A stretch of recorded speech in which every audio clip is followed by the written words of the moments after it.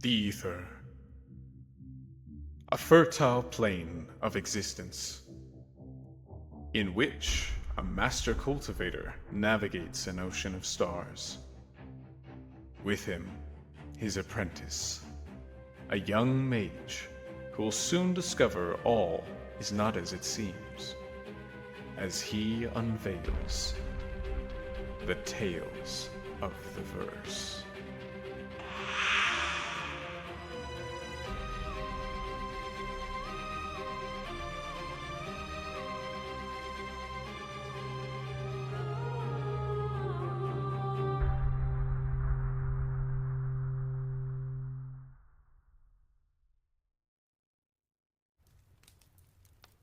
The cold morning air crept through the high tower window as the red-cloaked mage tended to his books. Many sleepless nights had kept him up and pacing through his study, never finding a moment of peace. A knock at the door interrupted his thoughts. "My lord," the guard called from the other side of the door, "the mage you sent for has arrived."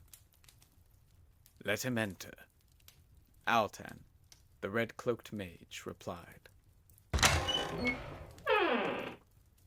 The door slowly opened, revealing a young man who also was cloaked in a similar garb to Altan. Yet, the young visitor's robe was pale white, edged in gold thread and lined with blue. They both wore large hoods that darkened their facial features, although the older and more experienced Altan also held a staff of intertwined stone and wood. The young visitor made a strange gesture as he greeted his elder.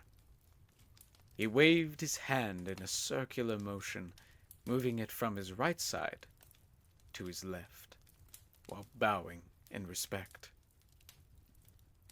"Marhak Avanis," he said, which is to say, "Greetings, friend." Altan accepted his greeting, and replied with the customary, "Marhak Avonus, Horus." The two mages approached one another, and gave the forearm grasp that signified friendship among their order. "And how goes your service with the Master?" "I'm faring well, but I often find the service strange. Enlightening, but strange." Altan nodded knowingly and gestured for Horus to take a seat. "I am grateful for the time you have given to serve me and my king." With this statement, Altan's expression grew slightly more grim. "What is troubling you?" Horus asked earnestly. "Did the Master speak of your purpose in coming here?" "I was only told that I would know what to do when the time came. As far as your needs, I am unaware of your troubles." Then I suppose there's no need to hide my concerns." "I have been consumed by my own dreams of late. They have troubled me beyond measure." Horus was intrigued and took note of his distress, but allowed him to continue, uninterrupted. "Through the seeing power of the arcane, I have gleaned the vision of the death of my king." Altan rose to his feet as he recounted the scene, looking as if he were now reliving the experience. "In the dream, I found myself in a dark hollow, closed in and tight. The branches closed in around me, and I felt as if I were in a cage. I beheld, laying before me, 2 of the king's guard and 4 of his court, all dead, and a river of blood flowing from them over the ground. Altan shifted uneasily as he continued. And in the stream of blood, like a stone in a river, the crown of my king lay on the earth. There, like an imposing tower, stands a dark warrior, his shadow cast upon the ground. His face was an indescribable darkness, and yet I could feel the weight of his stare, like a hungry beast ready to strike. He wielded a blade of ghastly green, and he held it aloft swiftly and brought it down upon me. Altan finally looked up from his thoughts. This is when I always awaken, just before my impending demise. Horus bore a look of deep concern as Altan finished recounting his vision. If this dream has troubled you so greatly, why haven't you told him of it? I have informed him many times, but with each attempt he has reassured me that it is only my fear that makes this vision a dark one, and that he and the kingdom are well in hand. Perhaps you should simply trust him and his judgment. Is there any sign that what you're seeing is a symbol? Or do you believe it's an image of things to come? Altan turned to the window and sighed with trepidation. I am unsure. Perhaps you're right. And my own fear of losing my king, a man I consider to be like my own blood, is clouding my sight of what is to be. Alas, we have sufficient time to ponder further on this. For now, let us dine with the court. I hear they have prepared an excellent feast that is sure to lift both our spirits and relieve us of this dreary subject. I hope to be impressed, for I have been greatly surprised by even the most humble of meals. With this, Horus arose and followed Altan out of the study, and the two made their way down the corridor that led to the great hall.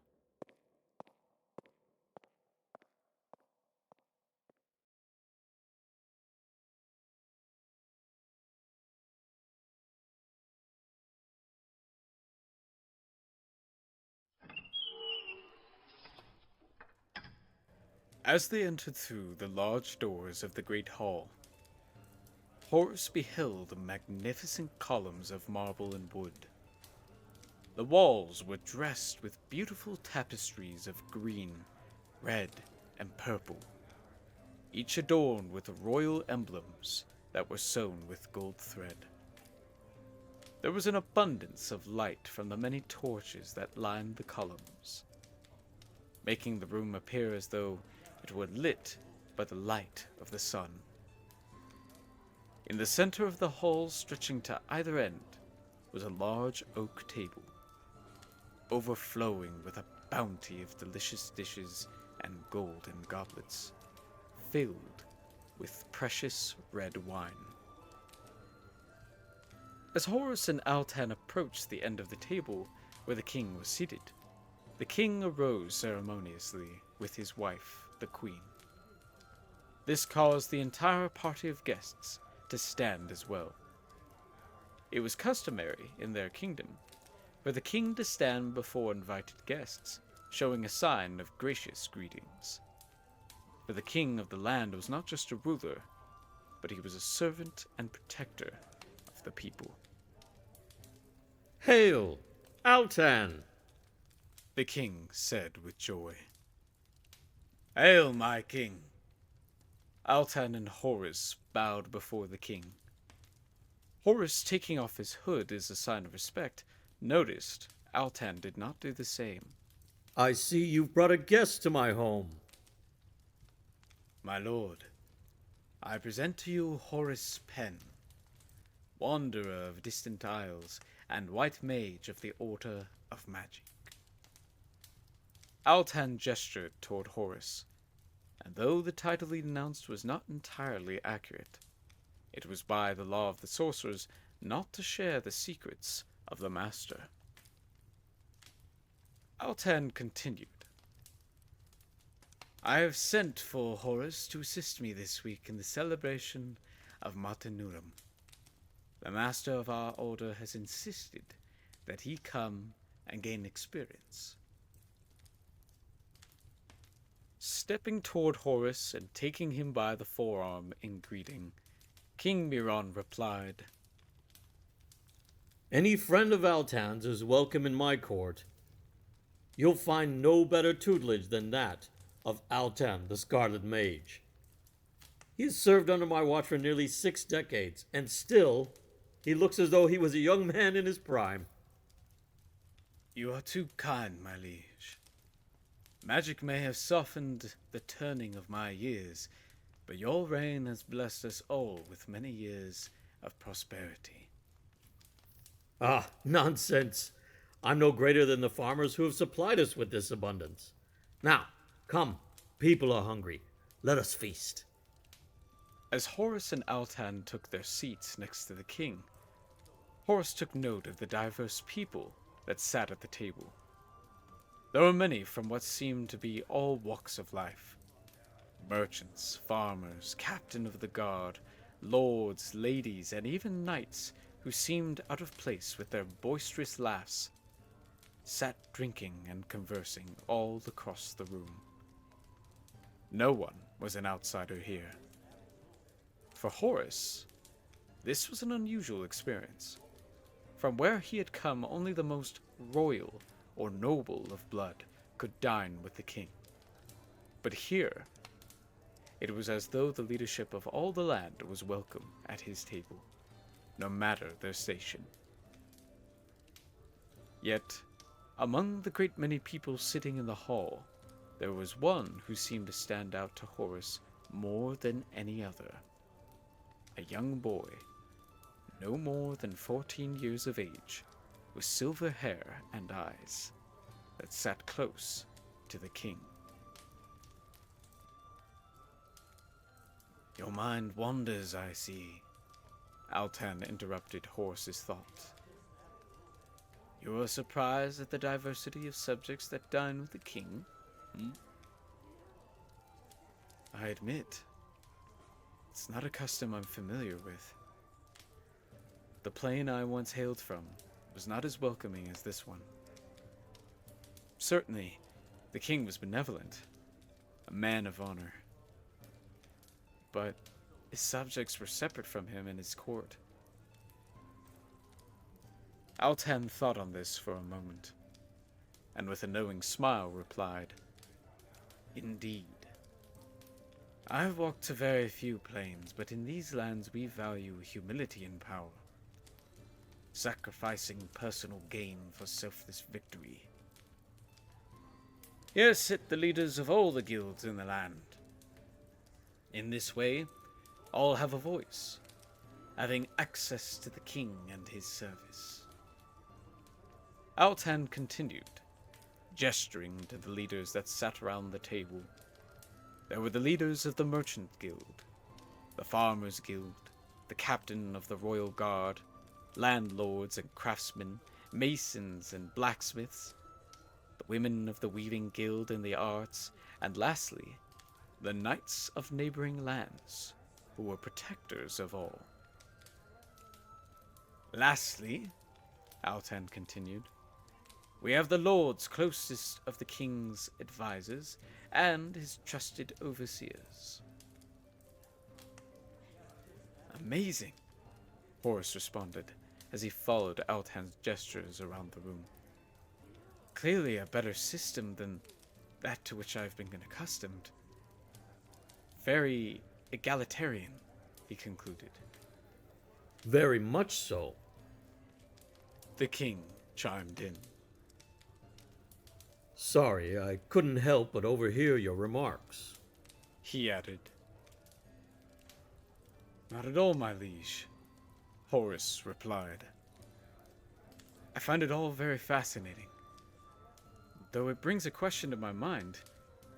How did you, yourself, obtain the throne? A fair question. The king said as he eased back in his chair, with a pleased expression on his face. I myself was raised as a hunter's son. I was brought up in the guild and taught the skills of a woodsman. However, at the time our king had grown ill, and I was approached by the knights. You might not be familiar with their order, but it is one that carries particular respect among our people. For me, it was a great honor, and one that I felt bound to accept. Miron paused reminiscently and continued. But when the king passed, he knew me in my nature, and as we had become quite close during my tutelage, chose me as his successor. So by choice of the former king and of a knight of the land, a successor's chosen? Horus asked insightfully. Possibly. The king replied. There are times when the right of king is given to a noble or lord by right of succession, but a king chosen of the knight's order is not so common, and there are those who do not respect such traditions. As King Miron said this, Horus took notice that the king glanced to his left toward the set of lords drinking and carrying on. The king paused on his thoughts for a moment, thinking on the matter, and then returning from this pause he continued. Alas, I neglect my royal duties. I am king after all. With this, he arose to his feet, raised his cup, and announced, Lords and ladies of the Western Shire Court, within 7 days we shall celebrate the great Martynum, honoring the noble sacrifice of our kindred dead. On the morn of the 7th day, myself and my hunting party shall venture into the southern woods to hunt the great martyr. The king halted in his speech and turned toward the lad that Horus had noticed earlier and said in a softer voice, And you, Killick, of the Ironsmiths, will be joining us as well. More notable than Killick's look of surprise was the murmur that swept across the table as hushed tones commented to one another of this apparently unusual announcement. With this, The king said, regaining the attention of the hall. let us raise our cups to the memory of our fathers and the kingdom they have given their lives to defend. In unison, they raised their chalices and cried, Hail!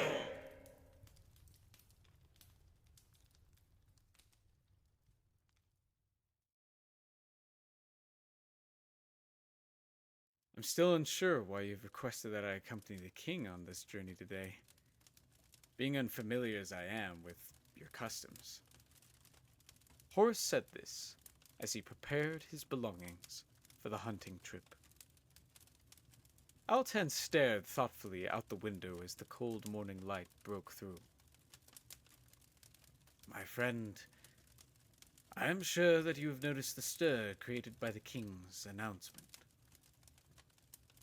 You refer to the announcement of the young lad Killick, who will be accompanying the king on his hunt. Precisely. Standing up, Altan, with a grave look, approached Horus. There has been talk ever since the feast. An unsettled dispute among the lords and ladies as to whether or not King Miron has decided upon an heir. An heir? To take his place? Indeed. Is this not good news? I would think the kingdom would be quite pleased. Turning away from Horus, Altan said nothing for a moment. The lords of the king's court are not of the same opinion. By rule of the land, they would be set to possibly take the throne. But if the king, or a knight in the king's place, chose another, they could be overruled. Looking back at Horus with intense eyes, Altan revealed the most curious detail yet. There's something else. Are you familiar with the power of the binding? Horus, with a curious look, thought upon the binding. He recalled in his mind that among powers such as magic, the binding was one of the powers of the seven. Such power was far beyond the knowledge of many mortal beings. Horus found it curious that he should find such a power in a seemingly insignificant kingdom. Thinking on this, Horus replied, "Somewhat. But I'm unsure of its relevance to your kingdom." Altan's eyes continued to examine Horus as he moved about the room. There is a tradition that has not been enacted for quite some time. So long, in fact, that it has become a myth. Every king that rightfully rules wields the sword of the oath, the hilt of which bears an ornate symbol of the binding, being similar to that of a half-circle with lines going through on either side. This sword, through the power of the binding, binds the blade to the rightful king through both magic and the oath of the binding. This means the king can transfer his power from himself to his heir without need for consent. Horus's face turned from curiosity to concern as he listened intently. The binding power leaves an undeniable mark upon the successor, one that cannot be duplicated or forged. Should the successor present this mark to the kingdom, all would immediately know and accept them as heir to the throne. With this power, Altan continued, the wielder is capable of many powerful feats. But regardless, if my king has truly found his own successor, then I fear he will be in danger of those who seek the throne.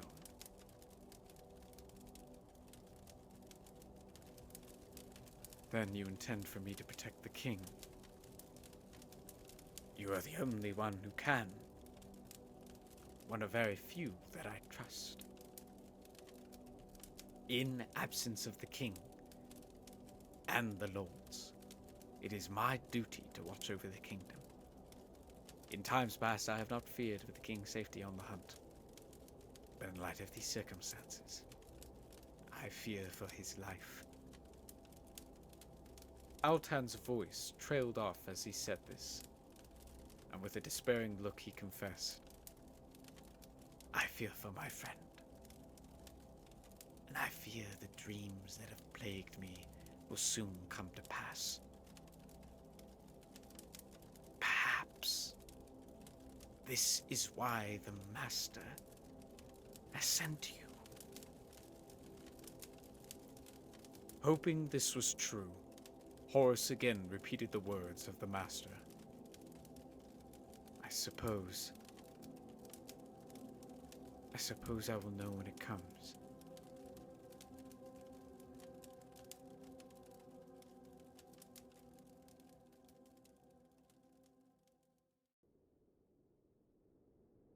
Preparing their horses for their travels, Horus and Altan met King Miron, Kilik, and the four lords at the castle gate. I was wondering when you'd arrive. King Miron cheerfully announced. I had to ensure Master Horus packed light in preparation for the swift travel of the hunt. Silas, one of the four lords attending the hunt, spoke out as he drew his horse closer to the king. My liege, perhaps this hunt is too grueling for someone as unaccustomed to such journeys. You do speak truth, Master Silas. King Miron agreed. We won't be traveling with the usual luxuries. However, Master Altan thought it best if Horus accompanied us, so that he may focus on his primary task of watching over our young companion, Kilik. The king gestured to a large horse, heavily laden with supplies, where Kilik sat with a nervous grin. Besides, mages are among the finest in the wilderness. After all, I first met Altan when he was fighting off a gang of wild thieves in the woods. As the king said this, he directed his horse toward the gate and announced to the hunting party. Come, Master Horus. Saddle up on the black mare. We ride. Captain Behar, would you be so kind as to sound the horn? Of course, my liege. Let us hunt!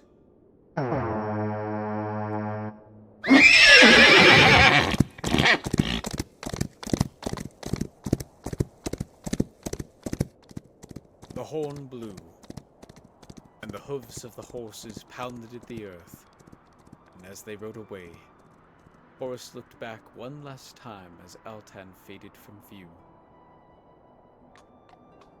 Some time into their journey, King Miron fell back to ride alongside Horus and Kilik, as the lords led the party forward toward the southern woods.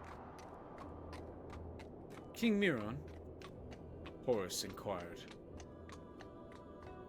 Yes, Master Horus. What exactly is this martyr that we seek? The king smiled at the question, giving an endearing look toward both Horus and Kilik. The martyr is a sacred, mystical creature that is seen dwelling in the woods during the transition from fall to winter. It is very much like the great horned elk, which is common in these lands. However, its coat is black as coal, having sparkling eyes like that of the moon, and its antlers, hooves, and body are marked with a sapphire pigment that glows wherever it wanders. Some say... The king leaned in as he said this. That he who kills the martyr is blessed to be spared from death. Horus and Kilik looked with wide eyes as they heard the description of the great beast. Curious if the legend was true, Kilik asked, Have you ever seen it yourself? Once in a dream, along with a voluptuous maiden carrying 2 huge baskets of bread.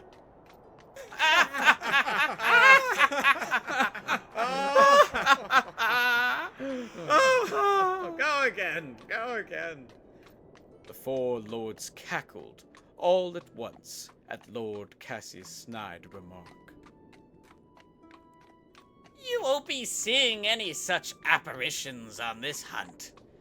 Usually a large bull elk is sufficient, Lord Bonge had declared.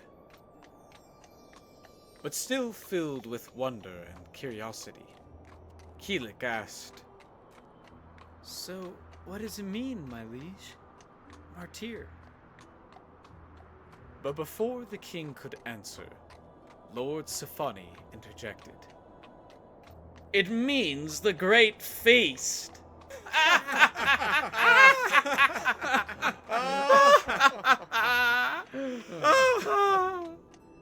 The lords once again laughed amongst themselves.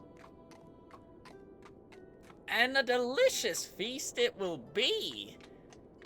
With a tolerant smile, King Miron disregarded their jests, and in a somber and ceremonious tone said, Actually, it means the great sacrifice. And to answer your original question, yes, I've seen a great martyr. Once before. All voices fell silent. The lords, feeling censored and resentful, rode on quietly, while Keelik and Horus smiled at each other and wondered if they would encounter this great legend for themselves.